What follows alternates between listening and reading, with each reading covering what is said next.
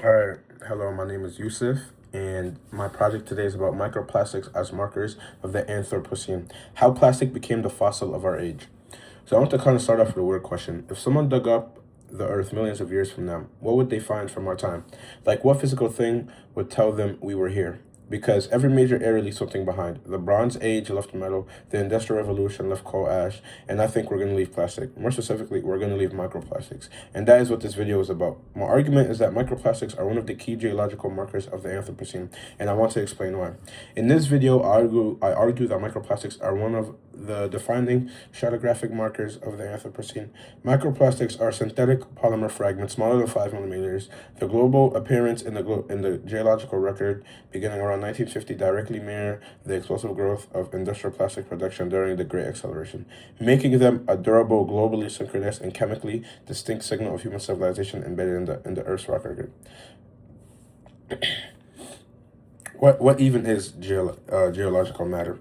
To understand why microplastics matter here, you have to know a little bit about how geologists define new epoch, because they look for what is called a golden spike, which is just a signal in the rock record that shows up everywhere around the world at the same time. According to the Anthropocene curriculum article, a mid-20th century start date for the Anthropocene geology by Zellerick and colleagues, the best candidate for the start of the Anthropocene is the mid-20th century. Around 1950, that is when you start seeing a bunch of new signals all at once in sediment records worldwide. Things like radiation from nuclear testing, industrial ash, higher CO2, and plastic.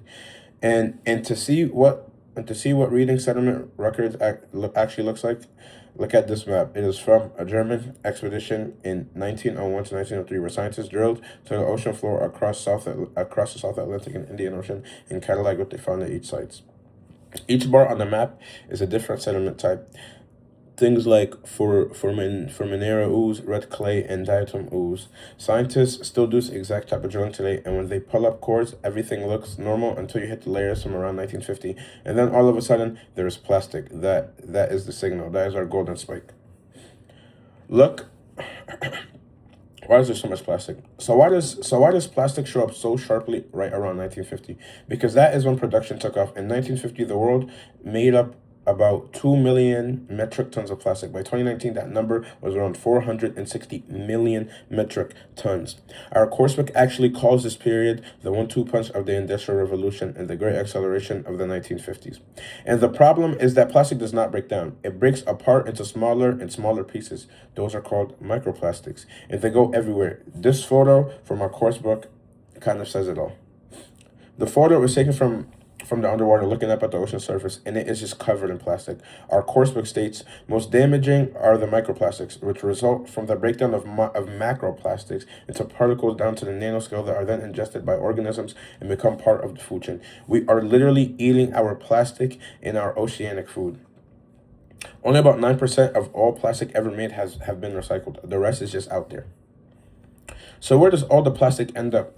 A lot of it sinks, and when it does, it gets buried in sediment. Researchers at the Leibniz Institute of Baltic Sea Research looked at this in an Anthropocene curriculum article called "What's So Micro About Plastics." They found that microplastics basically act as technofossils, which are human-made objects that get preserved the record, the same way regular fossils do.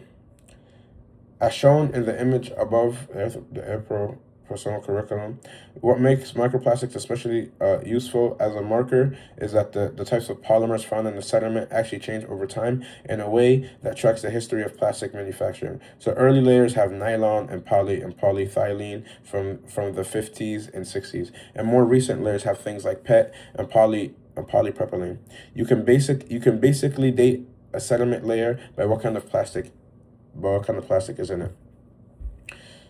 All right, so I have my hand-drawn signal. In my hand-drawn signal, this is basically what happens. Plastic bottles get thrown away. UV radiation in waves break it apart over time, which is called mechanical breaking. Those tiny pieces end up in ocean or soil. Fish eat them. Eventually, they sink to the sea floor. They get buried, and then millions of years later, they are sitting in rock layers with our name on it.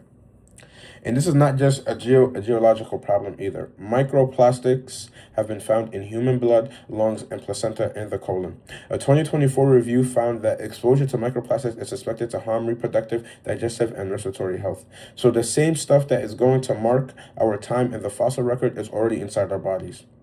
To wrap it up, microplastics show up worldwide starting around 1950. They are physically preserved in sediment. Their polymer types shift over time in ways that match industrial history, and they are found literally everywhere in Earth. What makes them a marker of the Anthropocene, and that's what makes them a marker of the Anthropocene. We made this material, we put it everywhere, and now it is part of the planet's permanent record. The question is not whether future geologists will find it, they will. The question is how much of it are we going to keep adding? And thank you.